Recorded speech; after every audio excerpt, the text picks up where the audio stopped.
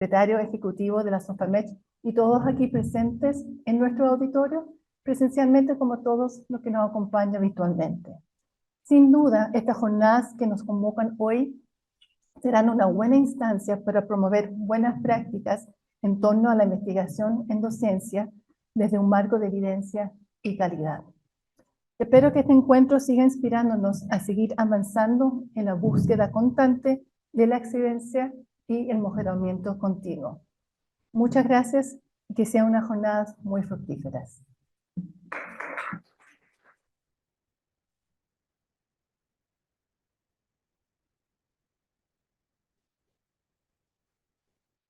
Agradecemos las palabras de la doctora Giselle Mayer Morales, decana de la Facultad de Medicina de la Universidad Católica del Norte, e invitamos a pasar adelante a la profesora Olga Matus para recibir un presente de parte de nuestra facultad en el contexto de los 20 años de la revista chilena de Educación en Ciencias de la Salud.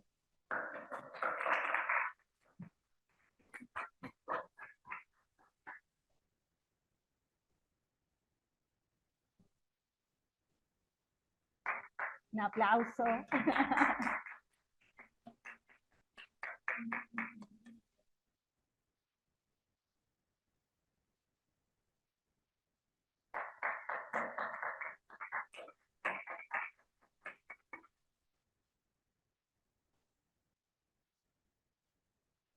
Muchas gracias. A continuación, para continuar la jornada, invitamos al doctor Mauricio Soto Álvarez, quien hoy nos acompaña, ¿cierto?, en forma remota. El doctor Soto es profesor titular de la Universidad Finisterra. En la actualidad se desempeña como director de investigación y doctorado en la Vicerrectoría de Investigación, Creación Artística y doctorado de la Universidad Finisterra. En ciencias de la SOEDUCSA, la OPS, nos acompaña desde su rol de de la SOFAMED, la ponencia Investigación en Docencia para la Mejora del Proceso Formativo, perspectiva práctica desde la acreditación institucional. Doctor Soto.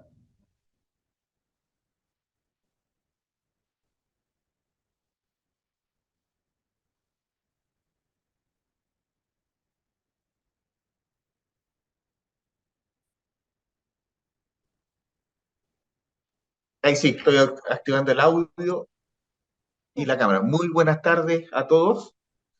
Primero que todo, quiero agradecer a la decana de la Facultad de Medicina de la Universidad Católica del Norte por otorgarnos esta oportunidad de poder organizar estas jornadas en su facultad y brindarnos todo el apoyo tecnológico para poder realizar también la exposición de manera remota y llegar a nuestros académicos de las otras regiones de nuestro país. Así que muchas gracias, decana, por esta oportunidad. Voy a compartir pantalla. Y ahí sí, esto lo vamos a minimizar. Perfecto. Y ahí está. Ok, muy buenas tardes. El tema que me tocó conversar con ustedes, no pretendo dar una clase magistral, sino que mostrar nuestra experiencia, es lo que tiene relación en investigación en docencia para la mejora del proceso formativo, desde una perspectiva práctica, desde la acreditación institucional. Esta conversación está dividida en los siguientes tópicos. Primero, realizaré unas pequeñas definiciones de lo que es investigación en docencia, lo que es un proceso formativo en carreras de la salud, lo que significa investigación en docencia para la mejora del proceso formativo, los criterios de acreditación que están asociados a la investigación en docencia, y algunos ejemplos de investigación en docencia asociados o relacionados con la acreditación. Para finalmente terminar con los desafíos que nos enfrentamos producto de estos criterios de acreditación. Entonces, investigación en docencia. La investigación en docencia se refiere al estudio sistemático y a la indagación académica centrada en los procesos de enseñanza y aprendizaje. Los investigadores en este campo, ¿qué exploran? Métodos, estrategias, herramientas y enfoques pedagógicos con el objetivo de mejorar la efectividad de la enseñanza y el rendimiento estudiantil. La investigación en docencia abarca áreas como el diseño de currículos, la evaluación educativa, la tecnología educativa, la psicología del aprendizaje y la formación de docentes. ¿Qué esperamos de esta formación?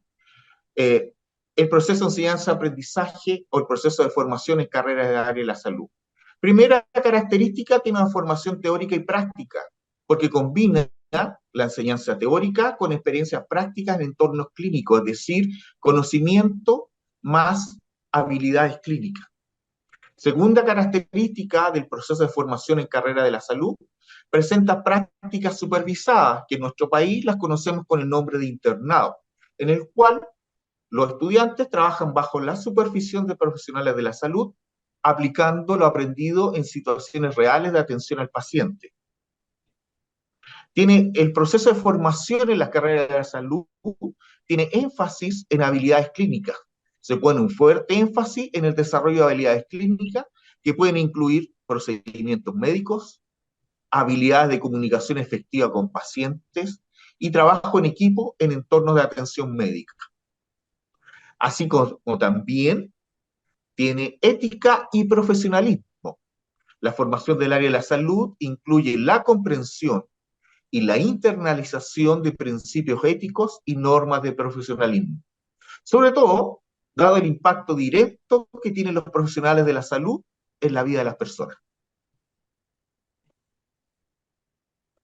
Otra característica del proceso de formación en las carreras del área de salud es que tienen una evaluación continua y evaluaciones prácticas. La evaluación del rendimiento del estudiante se hace continua horizontal durante todo el proceso de formación y como tiene actividades prácticas donde tienen que evaluarse las destrezas y habilidades, aparecen evaluaciones que no son tan solo teóricas, sino que también prácticas. Tiene el currículo o la formación de las carreras de salud, integración de la tecnología. Dada la rápida evolución tecnológica en la atención médica, los programas de formación incorporan tecnologías médicas y sistemas de información para preparar a los estudiantes en el entorno de salud actual, como por ejemplo la telemedicina, o como por ejemplo la incorporación de la inteligencia artificial en estos minutos. Colaboración interdisciplinaria. Fomenta la colaboración entre diferentes profesionales de la salud, sobre todo en las prácticas supervisadas o internadas, en el cual se encuentran con diferentes estudiantes de diferentes carreras y aprenden a trabajar en equipos interdisciplinarios para abordar de manera integral las necesidades de los pacientes. Tiene una actualización continua. Dada la naturaleza cambiante del campo de la salud, se enfatiza la importancia de la educación continua y el aprendizaje a lo largo de la vida para mantenerse actualizado con los avances médicos y tecnológicos. En resumen, el proceso formativo en las carreras del área de salud combina la teoría con la práctica, la ética y el enfoque clínico para preparar a los profesionales de la salud para enfrentar desafíos complejos en la atención del paciente y contribuir al bienestar de la sociedad. Veamos la investigación en docencia en el proceso formativo de las carreras de la salud. ¿En qué formas la investigación en docencia puede contribuir a optimizar la calidad de este proceso formativo? Primero, identificación de mejores prácticas, viendo que frente a una misma situación, frente a un mismo sistema pedagógico, existen mejores prácticas que mejoran el aprendizaje y el rendimiento de los estudiantes. Todo esto gracias a la investigación que se realiza. Segundo, adaptación curricular. La investigación en docencia permite ir actualizando continuamente el plan de estudio, provocando de esa manera la adaptación del currículo de las carreras, asegurando de esa manera un currículum actualizado y que responda a los cambios de la sociedad y del entorno de la salud.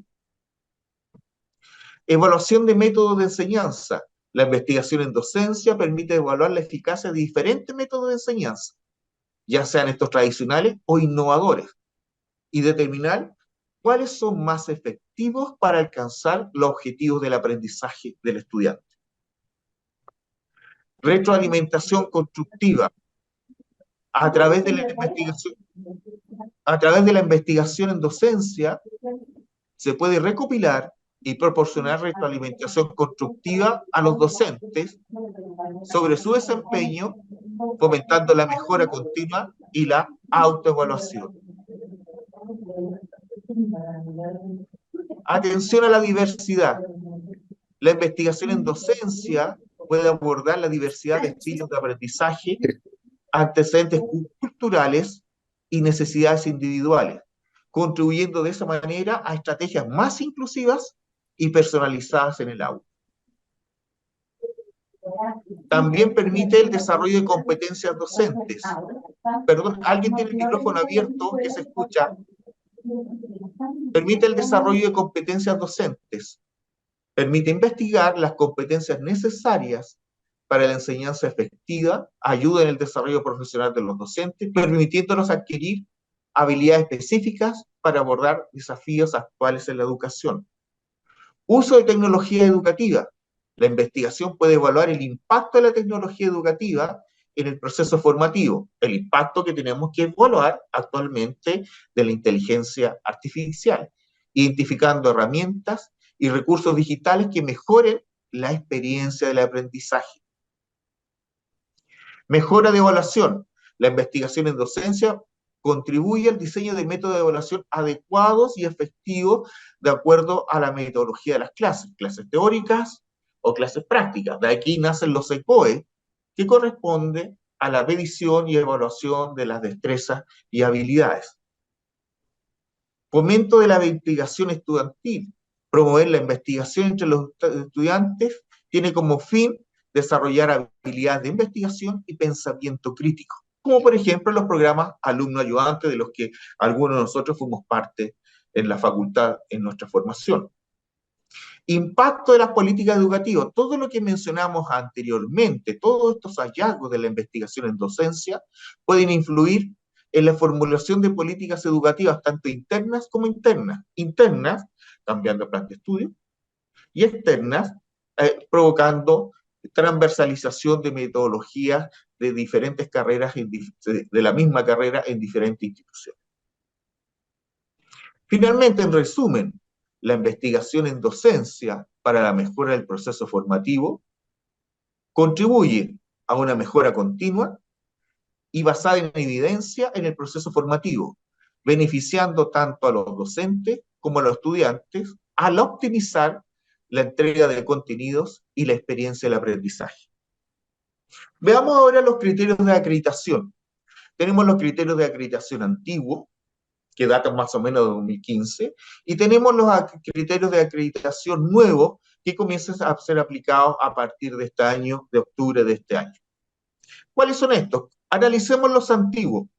Los antiguos, los criterios de acreditación de carreras profesionales, que data del 3 de agosto del 2015, que era para las carreras profesionales con licenciatura y programas de licenciatura, establecía en su criterio 10, que se titulaba Creación e Investigación Formativa por el Cuerpo Docente, que la unidad académica, que puede ser facultad, que puede ser escuela, que puede ser la carrera o un departamento, que imparte la carrera o programa, promueve, incentiva, gestiona y verifica que sus docentes generen, publiquen o expongan trabajos y estudios conducentes a mejorar la docencia en la constitución del perfil de ingreso. Es decir, que lo que aparece ahora como nuevo en realidad no es tan nuevo, sino que ya estaba establecido de manera muy particular en las carreras y no a nivel institucional como criterio de acreditación. En la actualidad, ¿qué aparece en los criterios nuevos? En los criterios nuevos aparece ahora a nivel institucional la investigación, que es el criterio 4, la investigación, innovación docente y mejora del proceso formativo en diferentes niveles. Recuerden que el nivel 1 es el nivel básico, que va de 1 a 3 años, el nivel 2 es el nivel avanzado, que es de 4 a 5 años, y el nivel 3 es el nivel de excelencia, que va de 6 a 7 años. En el nivel 1 básico, ¿qué dice? Es cuando el nivel básico, cuando la carrera, o la universidad en este caso, tiene instancias que le permiten analizar las prácticas docentes y los resultados formativos para implementar cambios y mejoras en estos procesos. O sea, cuenta con instancias. En el nivel avanzado, por el contrario, la universidad dispone de instancias o acciones sistemáticas para fomentar la investigación o innovación sobre las propias prácticas docentes, considerando los avances de las distintas disciplinas profesionales. Utiliza dichos conocimientos para mejorar el proceso formativo y monitorear su efectividad. Y en el caso avanzado, además de tener esto, se le suma que los resultados de la investigación o innovación docente inciden en la mejora de los procesos de enseñanza y aprendizaje. Y además, la institución muestra evidencia que los resultados de la investigación o innovación docente redundan en la generación de nuevos conocimientos, resultados de innovación. Estos son difundidos a las comunidades disciplinarias correspondientes, es decir, que además de tener esto, se tienen que publicar estos resultados, tanto a nivel nacional o internacional. Pero en nuestro país tenemos 3 carreras que presentan acreditación obligatoria, siendo 2 de ellas de nuestro interés, como es el caso de medicina y de odontología. En el caso de los nuevos criterios de acreditación para la obligatoriedad de acreditación de estas carreras, tenemos el criterio 9, que se denomina productividad profesional, académica y científica, nivel básico, nivel avanzado, nivel de excelencia. En el nivel básico dice la carrera promueve el desarrollo de la investigación en el ámbito disciplinar, con énfasis en temas vinculados a la realidad y problemática de la salud y áreas afines al quehacer de la medicina y odontología que impactan en la docencia de la carrera. Sin embargo, en el nivel 2, la carrera debe tener la investigación que desarrolla la carrera, tiene énfasis en la docencia clínica, complementa, integra y enriquece los contenidos y las prácticas del plan de estudio, impactando en el proceso formativo de ese estudiante. Entonces vemos énfasis en docencia clínica y que tiene que impactar en el proceso formativo de su estudiante. Y en el caso del nivel de excelencia, que es el nivel 3, sumativo de esto, la carrera participa o desarrolla proyectos de investigación, así como proyectos de innovación y transferencia tecnológica en las áreas de la docencia disciplinaria y clínica. O sea, además de aplicarlo, de publicarlo, hay que tener proyectos que generen nuevo conocimiento en este ámbito. Entonces, basado en esto, ¿qué debemos investigar para cumplir con estos criterios, tratando de ser lo más pragmático posible? ¿Qué se investiga en la educación en la ciencia de la salud? Se investiga el diseño curricular de programas, carreras, asignaturas, actividades, proyectos de formación docente, diseño de métodos de instrucción y evaluación de aprendizaje, creación de materiales educacionales. ¿Todo esto para qué? Para mejorar la calidad de la formación de nuestros estudiantes. Ese es el fin de la investigación en docencia. Ahora bien, ¿podemos hacer esto? ¿Se realiza? Bueno, haciendo un estudio rápido de las revistas dedicadas en educación médica, educación en ciencia de la salud, podemos ver que los temas más estudiados o más recurrentes publicados son temas curriculares, habilidades y actitudes relevantes para el ejercicio profesional, perdón, características de los estudiantes y evaluación de estudiantes residentes. Es decir, sí, lo hacemos. Ya estamos haciendo esto a nivel de educación médica. ¿Qué ejemplos podemos realizar de investigación en docencia asociadas a acreditación? Por ejemplo, en el caso de nuestro país, Los estudiantes para ingresar a estudiar a la universidad o tomar contacto en un plan de estudio tienen que rendir una prueba. Luego que rinden la prueba de selección universitaria, ellos se matriculan, ingresan al plan de estudio para finalmente obtener el perfil de egreso.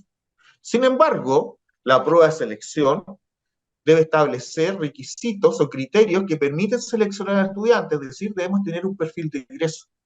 Para establecer este perfil de ingreso, tenemos que colocar indicadores de ingreso, como lo que establece en nuestro país, que es la nota de enseñanza media, la prueba de selección universitaria y el ranking del estudiante de acuerdo a sus notas de enseñanza media. Este es un estudio que realiza cada universidad para establecer los porcentajes de cada de estos indicadores para poder que el alumno cumpla con los requisitos mínimos para ingresar a la carrera determinada. Al momento de matricularse nos damos cuenta que a pesar de tener un perfil de ingreso, nuestros alumnos vienen con algunas deficiencias de la enseñanza secundaria o enseñanza media. Y hay que hacerles diagnósticos y nivelación de conocimiento en ciencia, de comunicación efectiva, lectura y comprensión, de idioma, y en algunos casos se les tiene que brindar apoyo psicopedagógico. ¿Para qué? Para que puedan rendir de manera adecuada el plan de estudio y conseguir el perfil de ingreso deseado. Sin embargo, en el área de la salud, la gran mayoría de los docentes, por no decirlo todos, no tienen formación en docencia, porque los del ciclo básico son doctores en ciencia y los del ciclo preclínico y clínico son médicos, enfermeras, nutricionistas, kinesiólogos, fisioterapeutas, etcétera, etcétera, que en su formación no han tenido formación pedagógica. Y por ende, el rol de la universidad, de la carrera o de la facultad, perdón, debe realizar perfeccionamiento docente. ¿Para qué? Para mejorar el proceso de aprendizaje de nuestros estudiantes y tengan un mejor rendimiento durante el plan de estudio. Pero también existen otras instancias que generan las universidades o las facultades, como por ejemplo tener un comité curricular con los expertos de las oficinas de unidad de educación médica, con los profesores de las carreras, para ir analizando los resultados y el seguimiento de los estudiantes durante el transcurso del plan de estudio. Y aparecen entonces algunos indicadores que son utilizados por la acreditación, como por ejemplo la tasa de retención. Es el porcentaje de estudiantes que se quedan después de haber ingresado o haberse matriculado. La tasa de reprobación que tiene la asignatura, y aparece un término nuevo que es la asignatura crítica, que corresponde a aquellas asignaturas que tienen un mayor porcentaje de reprobación en la carrera. Y aparecen dos terminologías cuando el alumno se titula: la titulación oportuna y la titulación efectiva. La oportuna es aquel en que el alumno se titula con los años de la duración de la carrera más un año, es decir, si la carrera tiene 7 años de medicina más un año, 8, corresponde a una titulación oportuna. O una carrera de nutrición que dura 5 años más un año, son 6, está dentro de una titulación oportuna. Y la efectiva es cuando el alumno se titula, que puede ser sobre 6 años, 7 años, 8 años, es decir, cuando se titula. Entonces, todo esto que es un proceso de gestión del plan de estudio, tiene como fin mejorar el rendimiento del estudiante teniendo alertas o semáforos o indicadores como son las tasas de retención, la tasa de reprobación, de titulación efectiva y titulación oportuna, tomando medidas como el perfeccionamiento de los docentes o realizar un conocimiento, un curso de nivelación al primer año para preparar a los alumnos a las asignaturas del primer semestre. ¿Y esto qué es?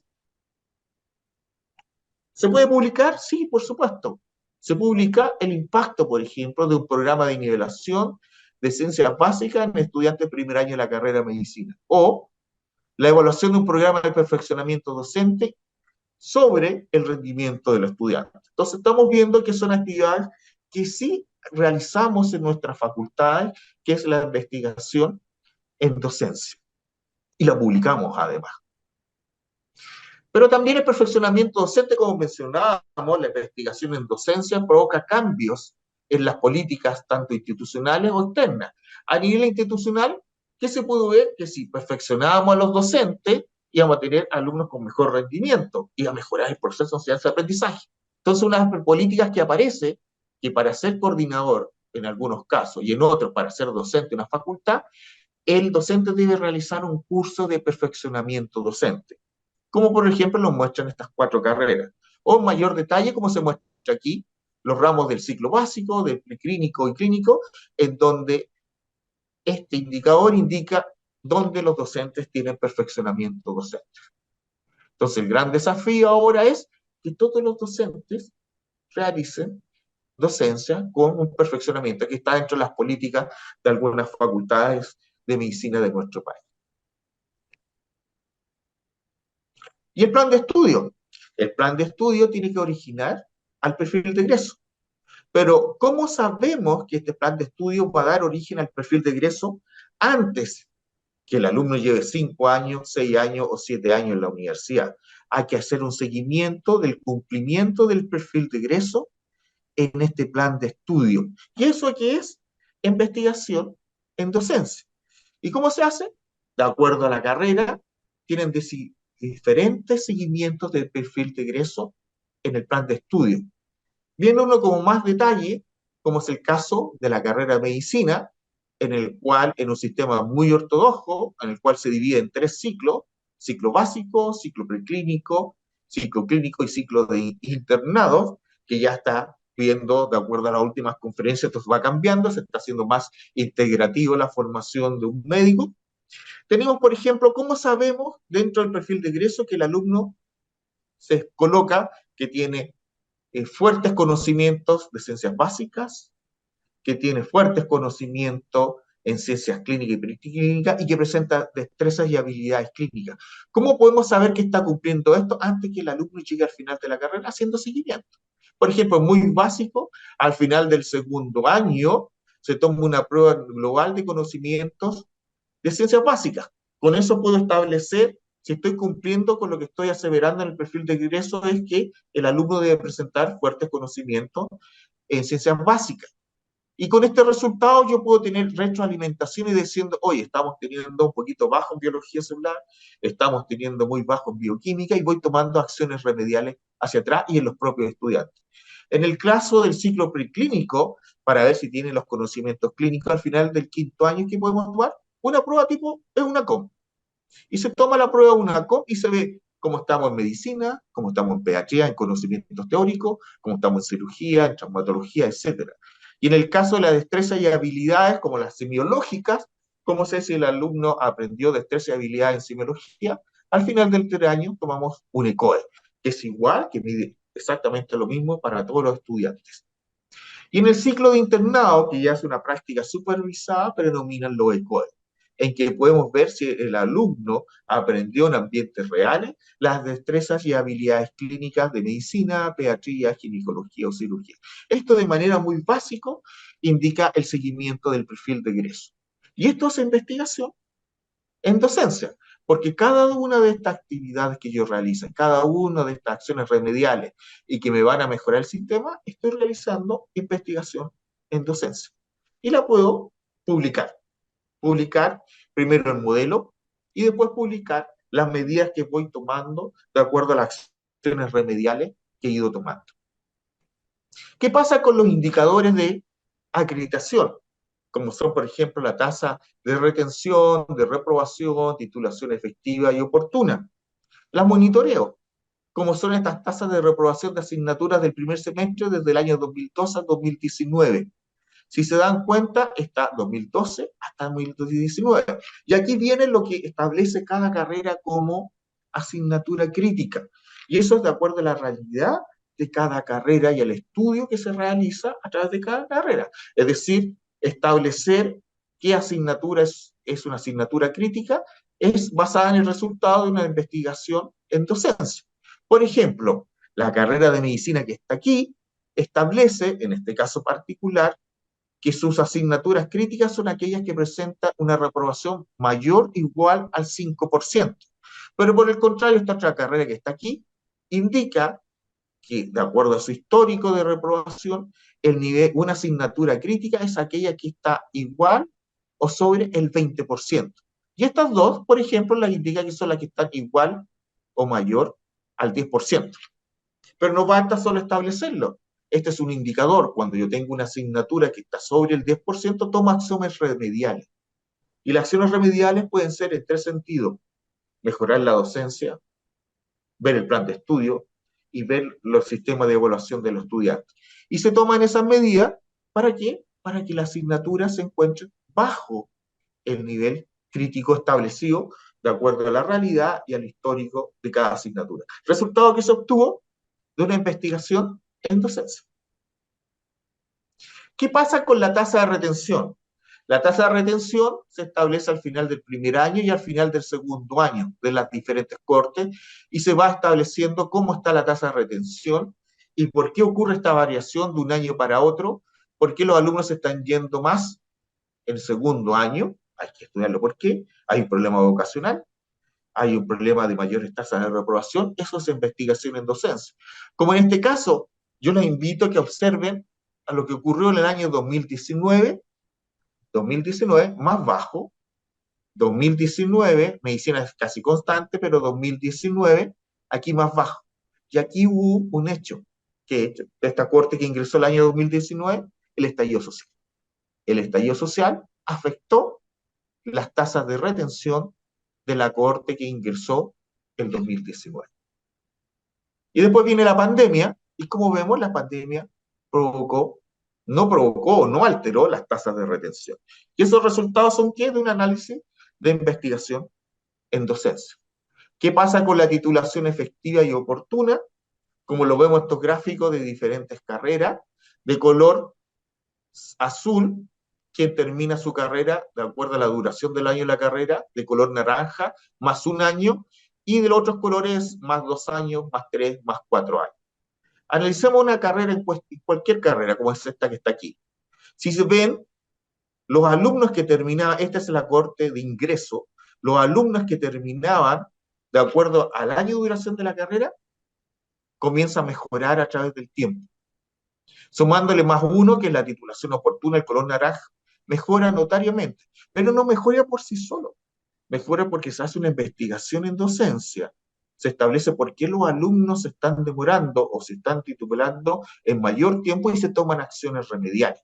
Y esto provoca que un mejor rendimiento de los estudiantes y mejoramos un indicador que es la titulación oportuna. Y como se dan cuenta, comienza a desaparecer la titulación sobre 2 o 3 o 4 años. Y esto lo publicamos, claro, es publicarlo porque todo esto nos sirve a todos para saber qué acciones podemos tomar o nos da luces de lo que podemos realizar en el futuro.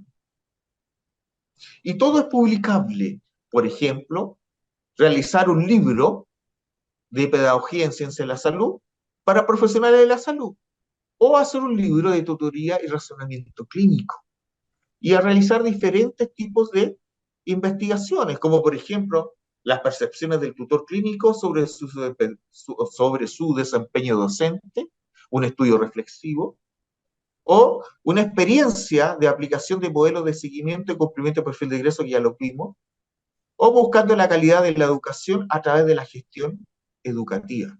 Es decir, como podemos ver, existe investigación basada en docencia y la hemos publicado. ¿Dónde podemos publicar?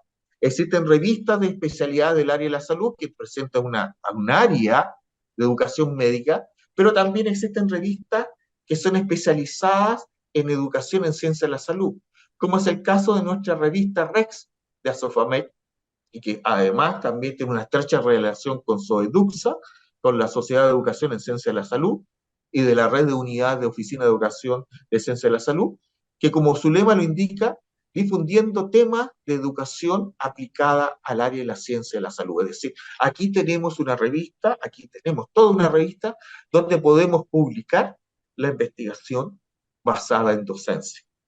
¿Y qué podemos publicar? Como por ejemplo, artículos de investigación, como lo que les mostré, realizar una investigación a través del tiempo, revisiones bibliográficas, por ejemplo, han aparecido muchas revisiones bibliográficas de inteligencia artificial, o experiencias docentes. Es decir, si yo aplico una innovación y obtengo resultados, esa es una experiencia docente. La pandemia nos hizo innovar en el modelo de enseñanza, a aplicar educación a distancia, a aplicar educación online. Y esas son experiencias docentes que hay que publicarlas y las acepta nuestra revista de educación en ciencias de la salud. ¿Cuáles son los desafíos futuros? Primero, así como hace tiempo atrás nos dimos cuenta que los profesionales del área de salud o los profesionales del ciclo básico que tienen formación de doctorado eh, en las áreas básicas, pero no tienen ninguno de ellos perfeccionamiento docente, había que perfeccionarlo.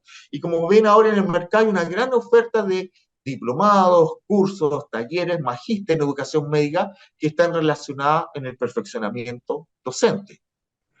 ¿Qué se puede hacer en el caso de la investigación en docencia? Perfeccionar a los docentes en investigación en docencia. ¿Qué implica esto? Primero, que hay que fomentar el desarrollo de habilidades investigativas.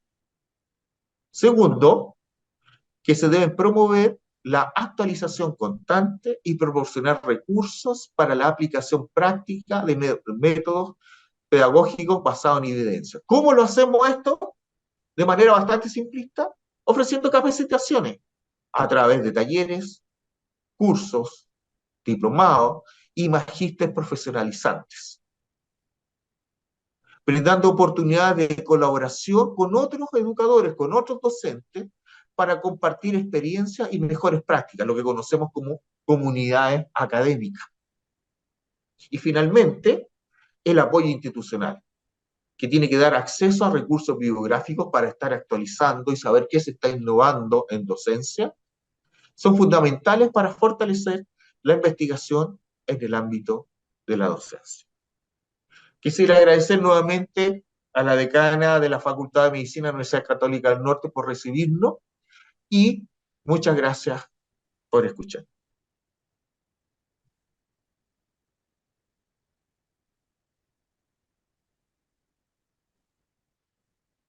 Agradecemos la ponencia del doctor Mauricio Soto Suazo, secretario de la Asociación de Facultades de Medicina de Chile.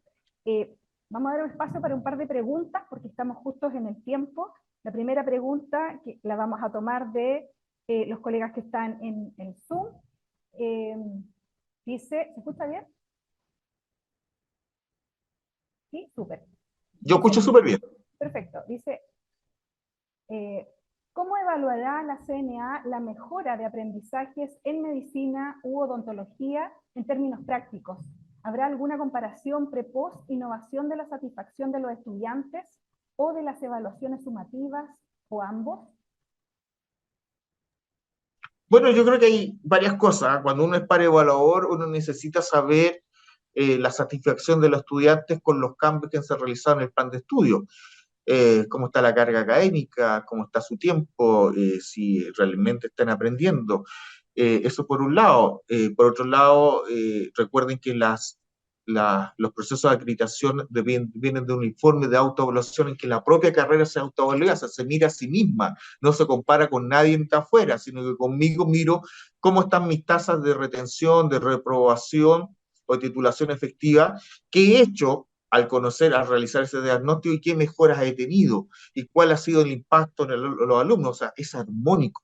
No es una sola cosa, no es un número, sino que el número es un semáforo que me permite tomar acciones y esa acción está tomada en personas. Y como está tomada en personas, tengo que saber cuál es la satisfacción o la percepción de las personas al respecto. Si han sido capaces de lo que yo he pensado que va a innovar, que me va a mejorar ciertos números, eso ha sido capaz, ha tenido consecuencias positivas, negativas, críticas, ha sido adecuado, no ha sido adecuado. Todo eso lo ve, eso es una autoevaluación y todo eso tiene que ir puesto en el informe de autoevaluación. ¿Alguna pregunta de la audiencia aquí en la sala? Entonces vamos a aprovechar de hacer la última pregunta. Desde Zoom también dice, ¿cómo es el proceso de aprobación por parte de comités de ética para publicar datos que usamos en la toma de decisiones curriculares? Bueno, nosotros, en nuestro caso, nosotros de manera institucional, nosotros tenemos un comité ético científico acreditado y todas las investigaciones, todos los proyectos de investigación tienen que ser pasados al comité ético científico. Y el comité ético científico tiene dos fases. Uno que es una dispensa, analiza el proyecto, dice, esto no necesita una aprobación o una certificación de ética. Y la otra es si necesita y pasa al siguiente proceso, que es el proceso de análisis.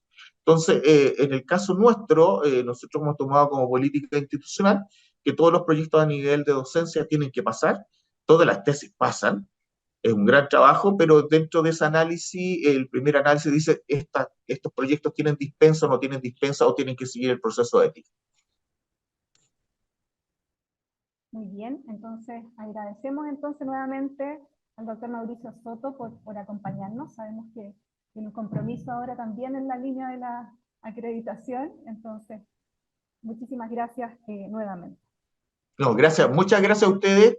Disculpe que los tenga que dejar, pero tengo que ir ahora a cumplir el rol de par evaluador, estar ahí en una comisión. Así que muchas gracias y espero que esto haya sido fructífero y provechoso para cada uno de ustedes. Así que muy amable, muchas gracias.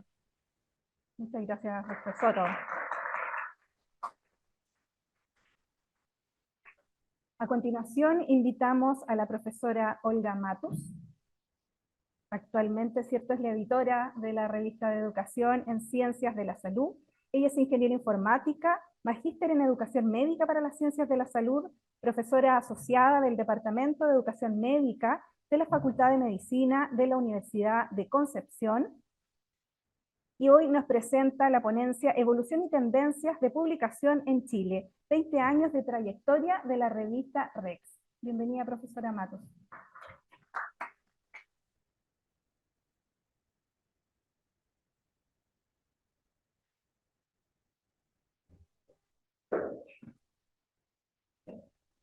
Muy buenas tardes.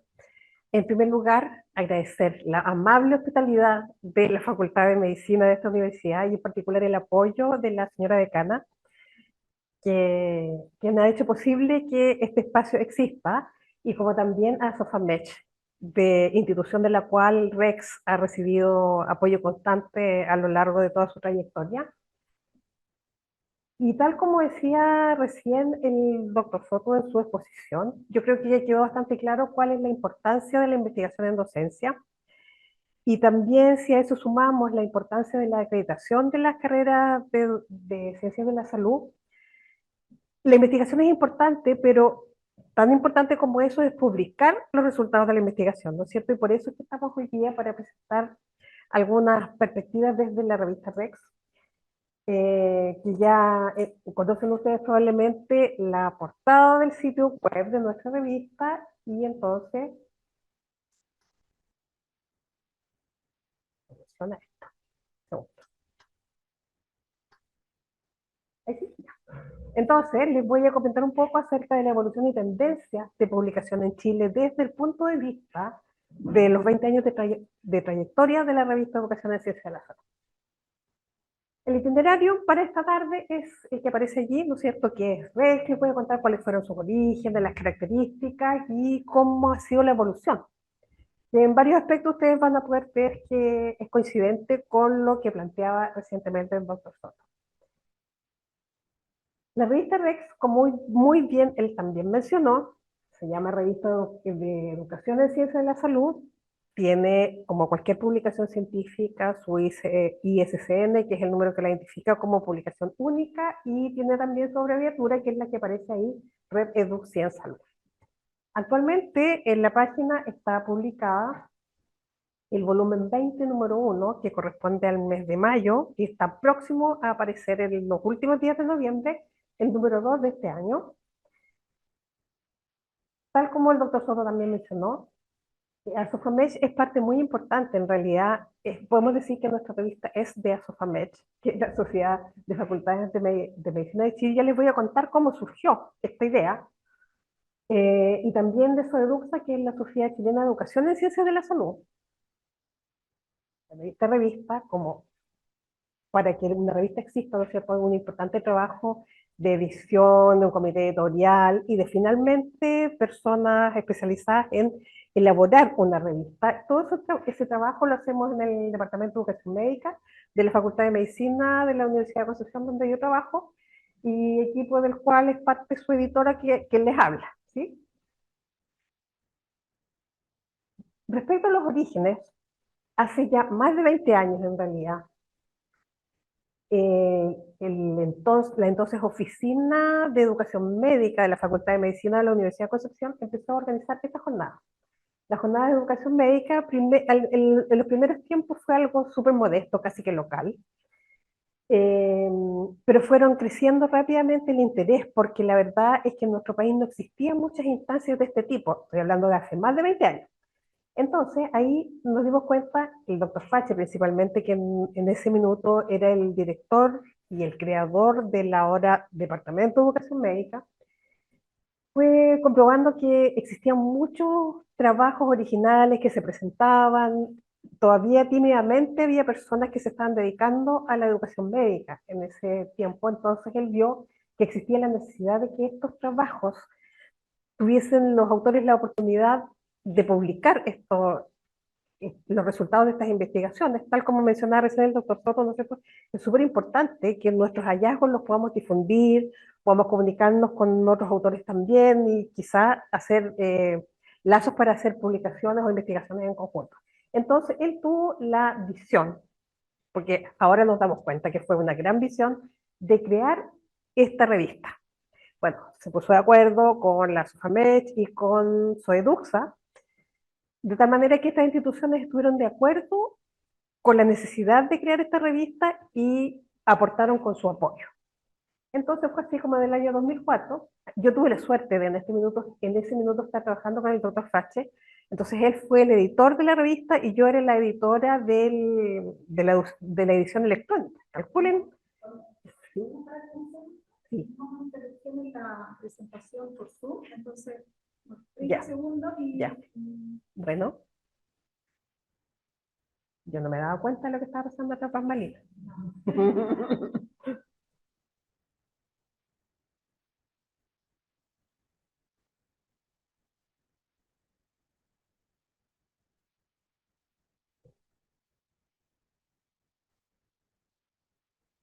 Mientras tanto, les puedo comentar que nosotros, el equipo Rex, estamos felices de estar acá, porque yo personalmente no. Ahora sí, ya, se me fue la cuenta.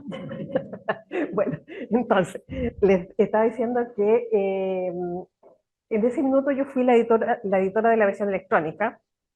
Y en esa época, la verdad es que tener una versión electrónica de una revista era algo súper innovador. Bueno, yo tengo la suerte de ser ingeniero informático, por lo tanto ahí hicimos equipo con el doctor Fache. Y entonces el año 2004 apareció el primer número de Rex que tenía versión impresa y versión online, con el apoyo permanente de estas dos instituciones. Entonces,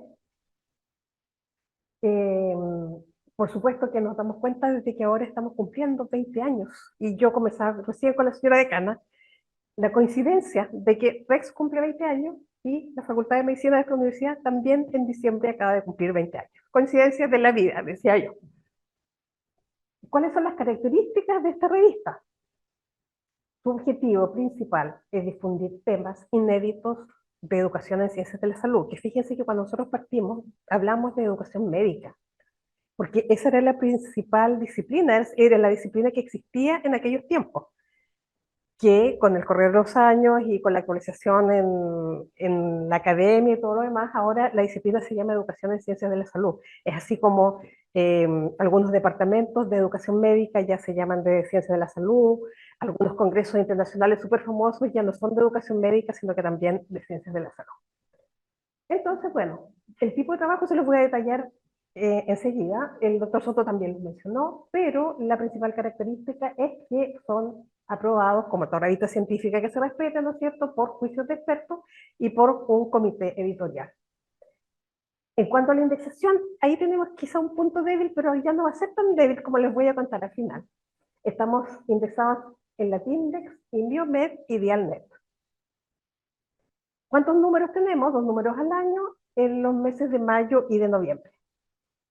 Estos son los tipos de publicaciones que aparecen en las instrucciones a los autores y todo lo demás, ¿no es cierto? Por supuesto, trabajos de investigación originales, como en cualquier revista, ¿no es cierto?, científica, con las típicas secciones de introducción, material y método, resultados, discusión y conclusiones. Estos tienen un máximo de 3.000 palabras y un máximo de citas de 20 referencias bibliográficas, por razones de que muchas veces nosotros, la verdad, cuando escribimos un artículo de este tipo, consultamos más de 20 fuentes bibliográficas. Pero la verdad es que hay que saber discriminar un poco y consideramos que 20 es un límite aceptable. Están también las revisiones bibliográficas, que esto tiene un poco más, son 3.000 palabras, y evidentemente que como es una revisión bibliográfica no tiene ese formato, sino que alguno un poco distinto, pero siempre van iniciando con un resumen y el formato es decidido, aceptado con los editores de la revista. Luego está esta.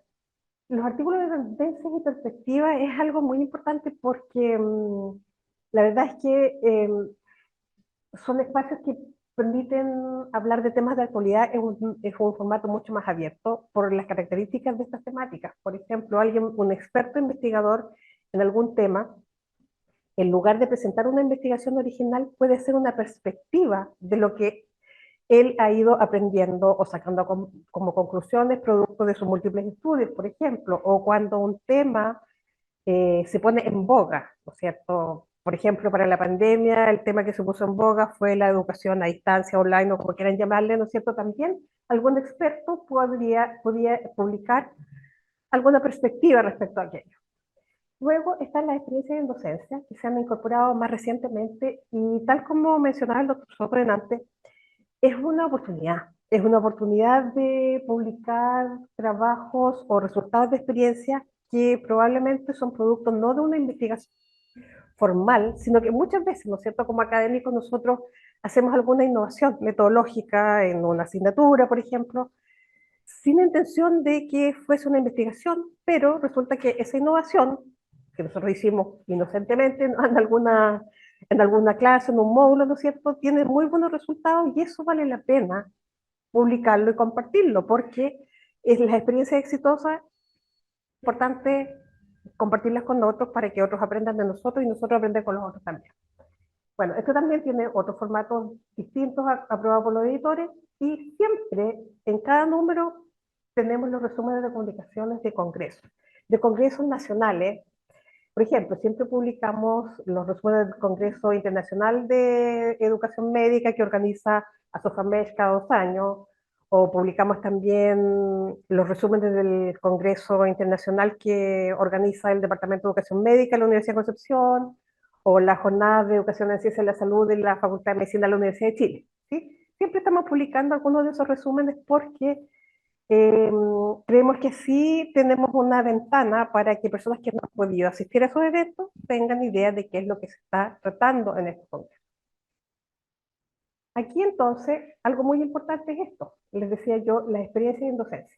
En las experiencias en docencia, yo siempre recomiendo como que es apropiado para las personas que no tienen experiencia en publicar este tipo de temáticas, ¿cierto? Porque una de las características de REX es que nosotros tenemos un comité editorial que es súper generoso, la verdad, y entonces cuando un artículo, una experiencia en docencia, consideramos que hay que mejorarlo mucho.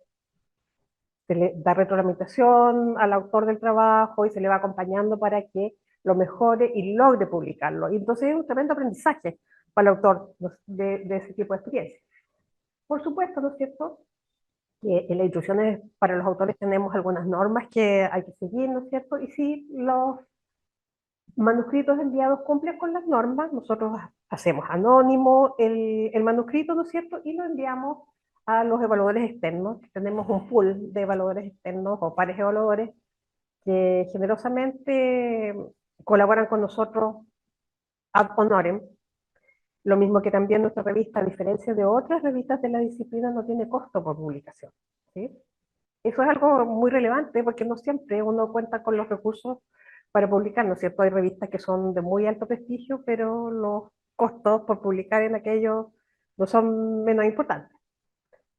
Entonces, bueno, este es el código QR por si quieren mirar mientras tanto la revista REX, pero el URL es ese, rex.udec.cl. Este es el número, los contenidos del número actual.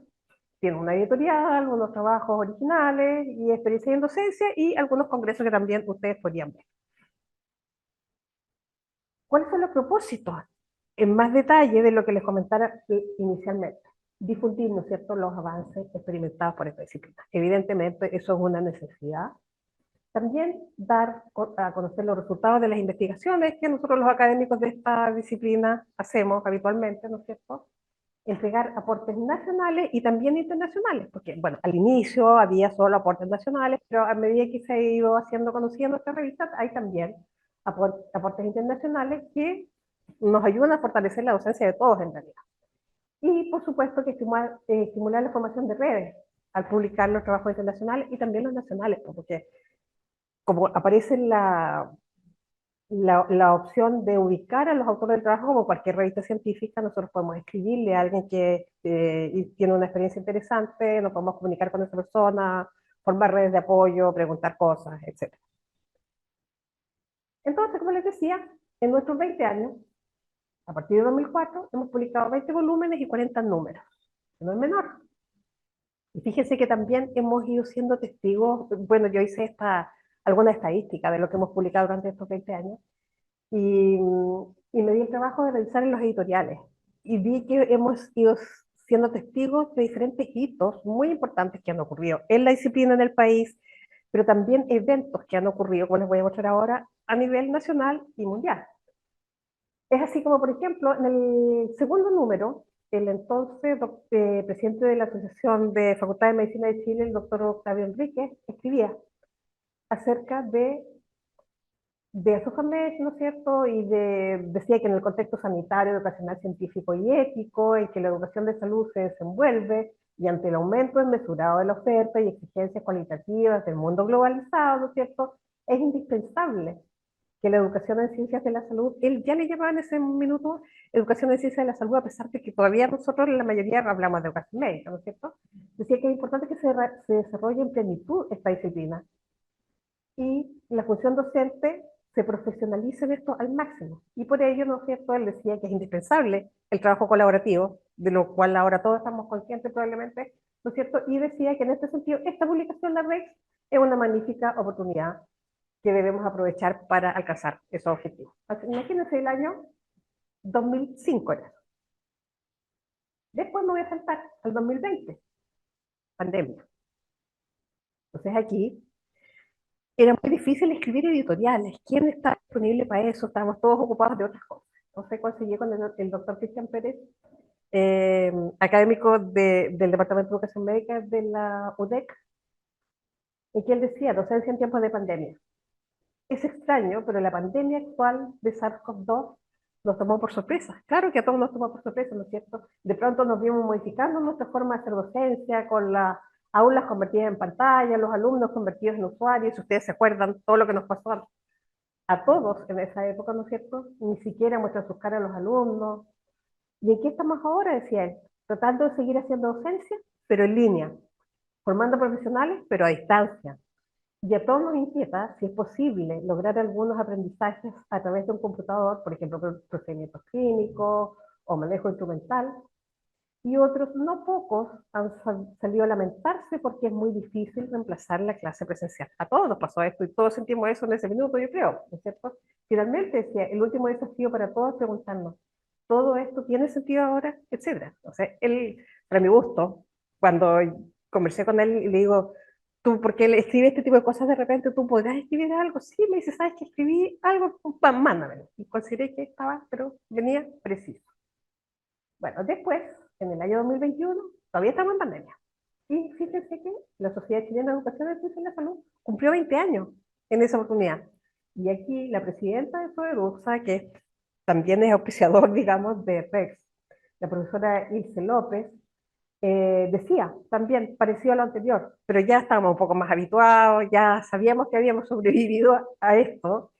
Decía los años 2020 y 2021 que eran imborrables en la memoria de hombres y mujeres de todo el mundo, cualquiera sea el ámbito al que pertenezca. En educación en ciencia de la salud, todos los actores debieron enfrentar desafíos abruptos, impensados, urgentes, etc. Y ella decía, el desafío no ha terminado. ¿Cómo continuar aprovechando lo positivo de la vivencia? ¿Cierto? Y yo creo que ahora ya todos sabemos cómo lo podemos aprovechar. Fueron aprendizajes que ojalá que no se nos olvide y que sigamos aplicando. Aprendimos un montón de cosas, ¿verdad? Y el año pasado, el doctor Antonio Orellana, presidente de Asofamed, hablaba de Asofamed, que había cumplido 60 años, cumplió 60 años esta institución el año recién pasado, y decía, hace 60 años, y como conclusión de un seminario de formación profesional, se definió que la educación médica debe ser un proceso sistemático, que se extiende durante la vida profesional del médico, integrando en este concepto la formación de pregrado, posgrado, postítulo y perfeccionamiento continuo. Fue así, cuenta él, que se reúnen las facultades de medicina de las universidades de Chile, Concepción, Pontificia Universidad Católica, Colegio Médico, y el entonces que se llamaba Servicio Nacional de Salud, si algunos se acuerdan, para trabajar en la creación de un organismo de carácter permanente y autónomo para el estudio de los problemas generales de formación médica. Y ahora todos sabemos en qué está Asofamed actualmente, ¿cierto? Ha cumplido un rol súper relevante y fue súper necesario la creación de eso. Bueno, es un poco de historia y de los hitos de lo que hemos ido vivenciando a lo largo de estos 20 años. Ahora, eh, respecto a la evolución en el sentido de qué tipo de artículos, qué académicos son los que publican en nuestra revista, qué profesionales publican. Nosotros con el equipo de REX que estamos aquí presentes hoy día, nos llamó la atención. Fíjense que 152 autores eran médicos de profesión, cosa que nos sorprendió, la verdad. Profesores de distinto tipo, 67, seguido por enfermeros, enfermeras, odontólogos, psicólogos, estudiantes, fíjense, en una cantidad no menor. Los estudiantes que publican están acompañados o auspiciados o patrocinados por algún académico, que es el responsable, por supuesto, ¿no es cierto? También kinesiólogos, matrones, ingenieros, así como quien les habla, ¿cierto? Tecnólogos médicos, farmacéuticos, bioquímicos, pero aquí no aparece porque eran cifras menores, pero por ejemplo algún actor también ha publicado. ¿Y por qué un actor? Porque han trabajado, por ejemplo, en simulación con pacientes estandarizados. O alguien que es físico o que es matemático, que también, porque eso da muestra de la necesidad y la importancia del trabajo en equipo en nuestra disciplina, ¿cierto? ¿De qué países provienen los autores que publican en REX? Bueno, evidente, ¿no es cierto? De Chile sí, esto se creó aquí y al comienzo fue un trabajo súper arduo que tuvimos algunos de los que estábamos entusiasmados con esta experiencia, por supuesto que es mucho mayor que las otras cifras, pero también no es menor profesionales de México, de Argentina, de España, Colombia, Venezuela, Guatemala, Costa Rica, y estos de aquí que son poquititos, es un trabajo de Cuba, de Perú, de Uruguay, pero de Estados Unidos también. Sorprendente, ¿no? ¿A qué instituciones pertenecen los autores? Bueno, por supuesto que todos estos hay combinaciones, ¿cierto? De repente generalmente en este tipo de revistas publican personas, no un autor solo. Es poco común que sea un único autor, ¿no es cierto? Por lo tanto, hay personas de diferentes profesiones o de diferentes instituciones que colaboran entre sí o también de diferentes países, ¿sí? De la UDEC. Bueno, lo que les decía antes, obvio, pues, nosotros así tocamos las puertas de los amigos, oye, ¿sabes qué? Por favor, colabora con nosotros, necesitamos impulsar la revista, etcétera. Entonces recurrimos a los amigos, obvio. Pero también, bueno, y estas dos instituciones también, la Universidad de Chile y la Universidad de la Frontera nos apoyaron un montón también, porque, bueno, ellos estaban comprometidos con la creación de la revista, entonces era otra de las puertas que nosotros tocábamos al inicio. La Pontificia Universidad la Católica de la Santísima Concepción, perdón, la Pontificia Universidad Católica, Valparaíso, Andrés Bello del Desarrollo, pero fíjense también de los internacionales, la Universidad Nacional de Rosario, la Nacional Autónoma de México, la Universidad Autónoma de Madrid. De ahí provienen nuestros autores. ¿Cuáles son las principales temáticas? ¿No es cierto? Esto es súper importante igual.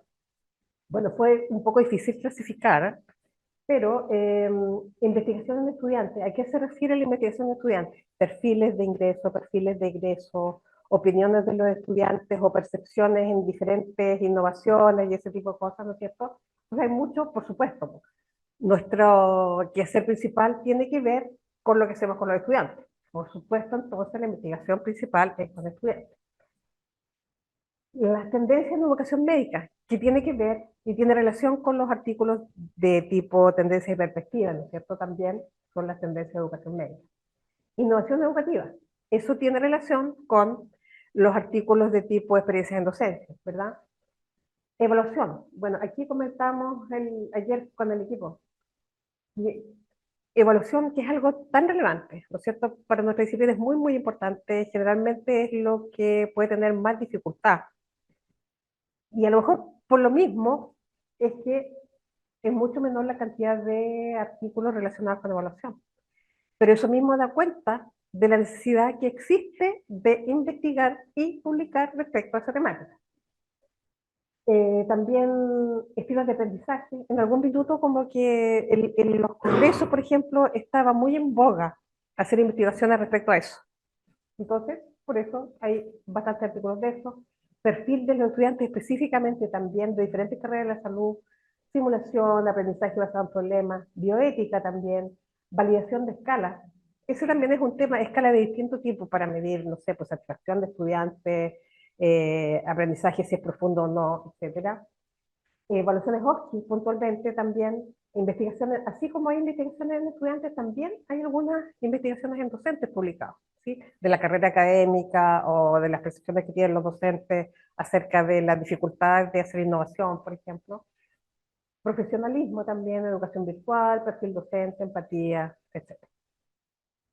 Entonces, resumiendo un poquitito la evolución que ha tenido la revista, decíamos que el propósito original de REX fue difundir los avances experimentados por la disciplina y dar a conocer los resultados de las investigaciones generadas en ella, con fuerte énfasis en aportes nacionales, por razones obvias, pero incluyendo también trabajos internacionales. Ese propósito original se ha cumplido a cabalidad.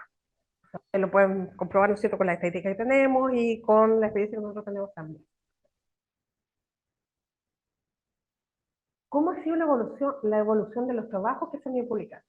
Al inicio de la revista, la verdad es que eran trabajos bastante básicos, estábamos recién, eran valientes las personas que se atrevían a publicar ese tipo de trabajo, ¿no es cierto? Y eran trabajos básicos relacionados con lo que se presentaba de la jornada y también algunas personas que se atrevieron a hacer revisiones bibliográficas.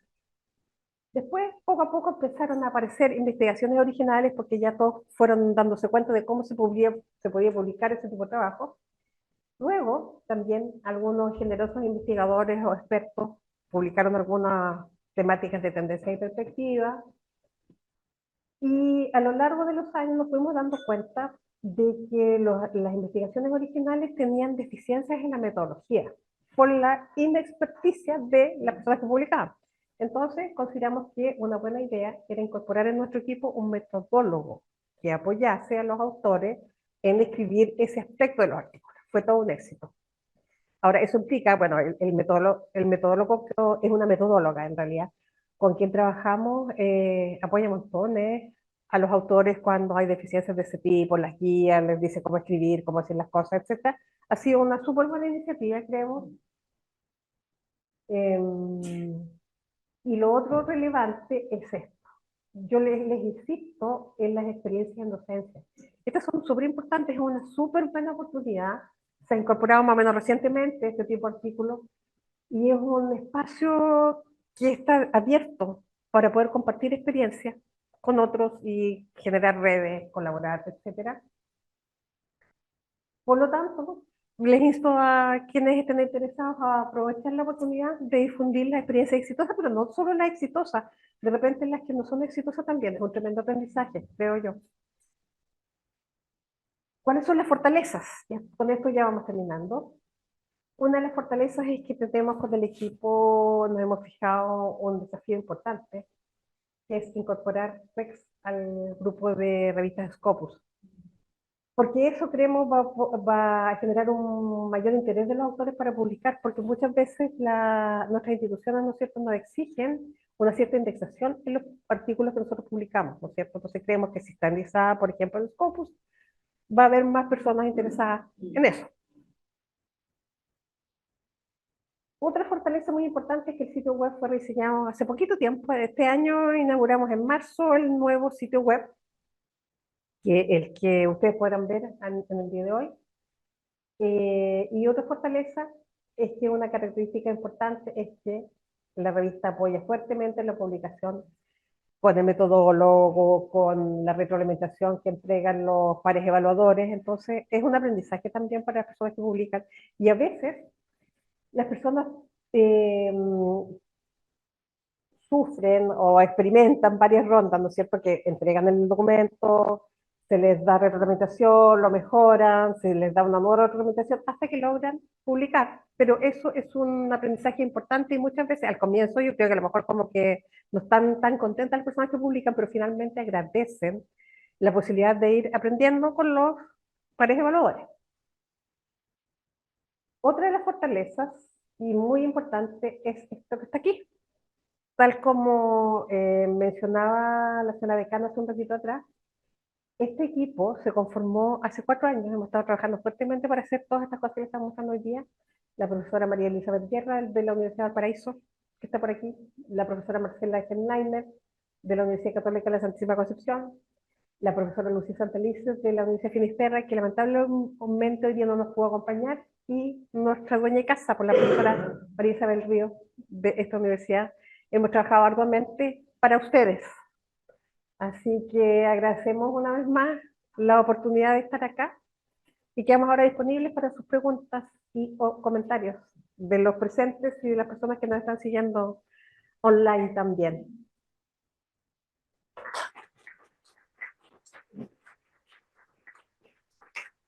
Muchas gracias. Sí, dígame. Muchas gracias. Muy la presentación. Lo que tú mencionaste sobre esto de cambiar de las líneas a poco o a cielo, en el caso de la perspectiva radio, y la pregunta es, ¿qué es lo que tan reportado, qué es lo que se necesita para pasar?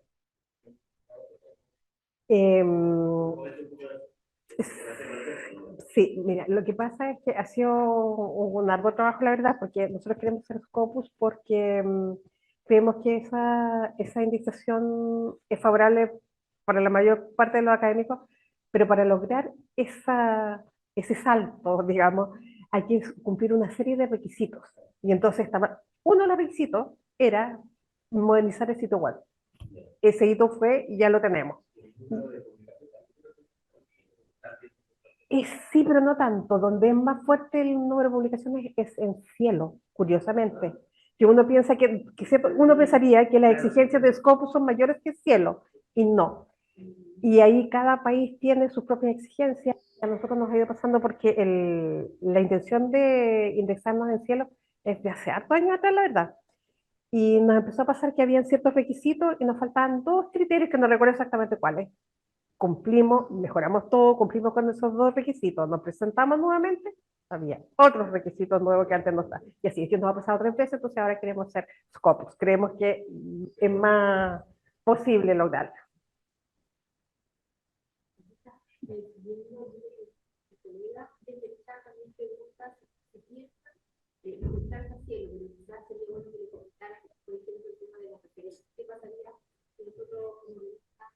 Decidimos cambiarlo así, lo que pasaría con lo que ya tenemos. Claro, lo que pasa es que en Cielo hay 2 líneas, una son las revistas de educación y otra son las revistas de medicina. Entonces, para nosotros sería revista de medicina, es que tiene, ¿cómo se llama?, normas de Vancouver, que es la que nosotros utilizamos. Pero desde Cielo nos dicen que nosotros tenemos que ser revista de educación. Y para ser revista de educación, las referencias tienen que ser en Vancouver. Perdón, en APA. Entonces, si hacemos ese cambio, pero no solo eso, sino que si hacemos ese cambio, perdemos la antigüedad de los 20 años que tenemos. Entonces, creemos que no es favorable hacer eso. ¿Sí? Ahora, no hemos podido convencer o explicar suficientemente a las personas de Cielo Chile de que esta revista no es de educación. No es solo educación porque es de ciencias de la salud, ¿sí? Pero ellos no lo logran comprender. Esa es la verdad. ¿Sí? ¿Alguna otra pregunta, comentario? No, estamos, sin duda queda un arduo camino, ¿cierto?, de trabajo para la mejora de esta revista que nos ha acompañado durante estos 20 años en Chile, en Ciencias de la Salud. Entonces, agradecemos la ponencia de la profesora Olga Matus y también aprovechamos de agradecer la compañía de los colegas que nos están acompañando desde Zoom. Y a los presentes les invitamos a participar presencialmente a un café, a compartir un café, y volvemos en 15 minutos. ¿Sí? A los de Zoom les dejamos extendida la invitación a los que quieran participar y escuchar la sesión de pitch que tenemos a continuación. Pero estamos listos en esta primera parte. En 15 minutos nos vemos nuevamente. Gracias.